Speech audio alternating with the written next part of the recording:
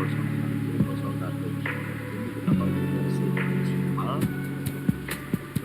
Hasilnya itu adalah 21. Jika domain X adalah 0 kurang X kurang dari 21, maka 5 bit cukup untuk merepresentasikan semua kemungkinan nilai.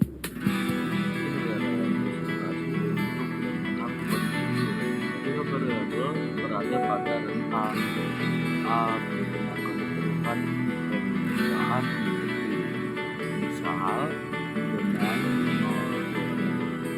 X pada kemungkinan maksimum hingga maksimum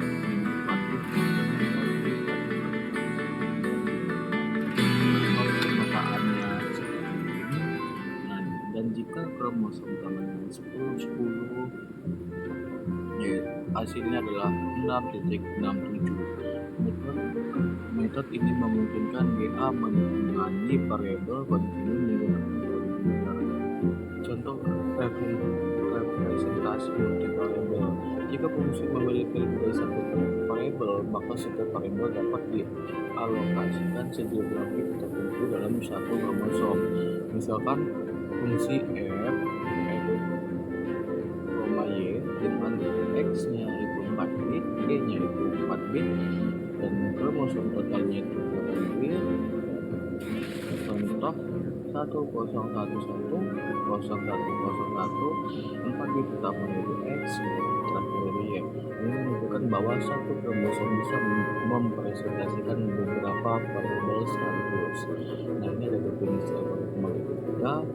Detik algoritma merupakan metode pencarian dan optimasi berbasis populasi yang terinspirasi oleh prinsip seleksi alam. Dalam pendekatan ini, sekumpulan kandidat solusi direpresentasikan dalam bentuk kromosom, lalu dievaluasi berdasarkan suatu fitness. Solusi dengan nilai fitness yang tinggi memiliki peluang lebih besar untuk dipilih dan menghasilkan kombinasi berikutnya. Ini yang pertama kali diformalkan oleh John Holland pada tahun 1995. Selanjutnya metode ini dikembangkan dan dipopulerkan oleh berbagai peneliti seperti Oliver Wendell Lewis, dan Ben dan Jeremy melalui berbagai aplikasi optimasi. Dalam teorinya, dia sering digunakan untuk menyelesaikan persoalan minimasi maupun maksimasi yang memiliki ruang solusi sangat besar.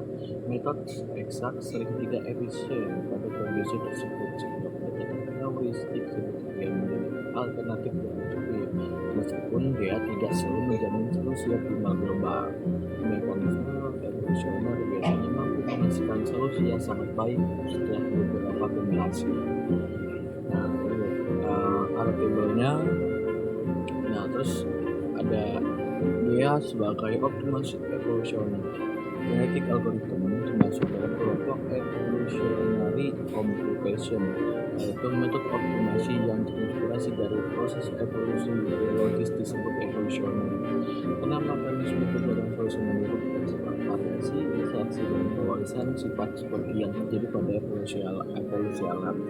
Dalam optimasi konvensional, pencarian solusi terbaik biasanya dilakukan dengan pendekatan matematis berbasis turunan atau metode deterministik. Sebaliknya, gaya menggunakan pendekatan berbasis kalkulasi dan probabilistik untuk menjelajahi ruang solusi secara global. Secara umum, persoalan optimasi dapat ditemukan dalam bentuk minimasi atau maksimasi,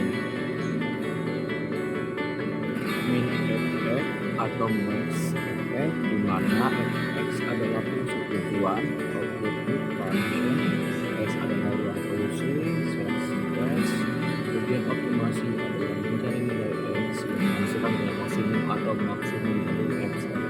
Dalam optimasi evolusion terdapat dua komponen penting. Ekspedisi, yaitu adalah proses menjelajahi wilayah baru dalam ruang solusi untuk mencegah algoritma terjebak pada solusi lokal, dilakukan melalui inisialisasi acak dan mutasi. Yang kedua, ada eksploitasi. Eksploitasi adalah proses memperbaiki solusi yang sudah memiliki kualitas tinggi agar semakin mendekati optimum, dilakukan melalui seleksi dan crossover. Nah, keberhasilan dia sangat bergantung pada keseimbangan kedua komponen ini. Mengapa gaya termasuk optimasi evolusioner? Gaya ini termasuk optimasi evolusioner karena memenuhi karakteristik berikut, yaitu satu, berbasis populasi, dua, seleksi alam, tiga, reproduksi dan variasi genetik, dan empat, proses iteratif antar generasi. Nah, ini ada konsep fitness landscape. Di sini ada gambarnya. Untuk memahami genetik algoritma sebagai metode optimasi global, perlu dipahami konsep fitness landscape. Nah, fitness landscape ini menggambarkan hubungan antara kandidat solusi dan fitness dalam bentuk visual, menyerupai permukaan dan bukit yang bergelombang. Pada ilustrasi tersebut, suhu horizontal itu kandidat solusi dan suhu vertikal itu nilai fitnessnya. Dalam masalah maksimasi, tujuan optimasi adalah menemukan puncak tertinggi pada tahapan tersebut.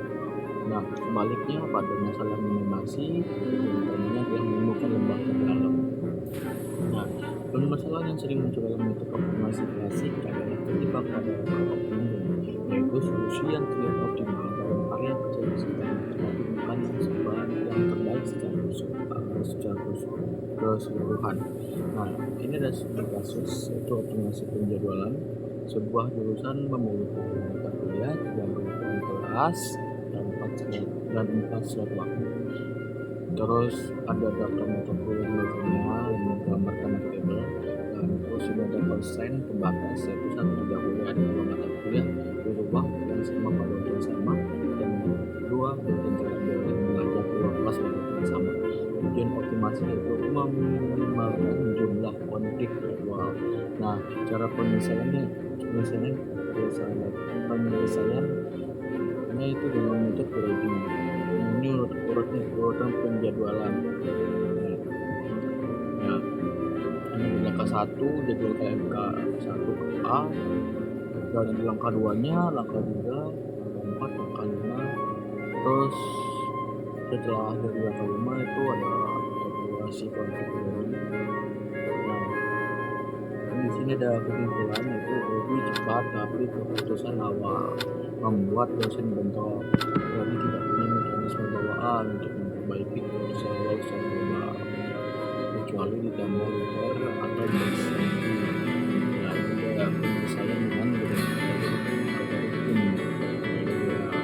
Nah, ada langkah pertama itu representasi promotion, langkah 2 inisialisasi populasi, langkah 3 evaluasi fitness, langkah 4 kondisi, langkah 5 filter, langkah 6 migrasi, dan langkah 7 penyelesaian.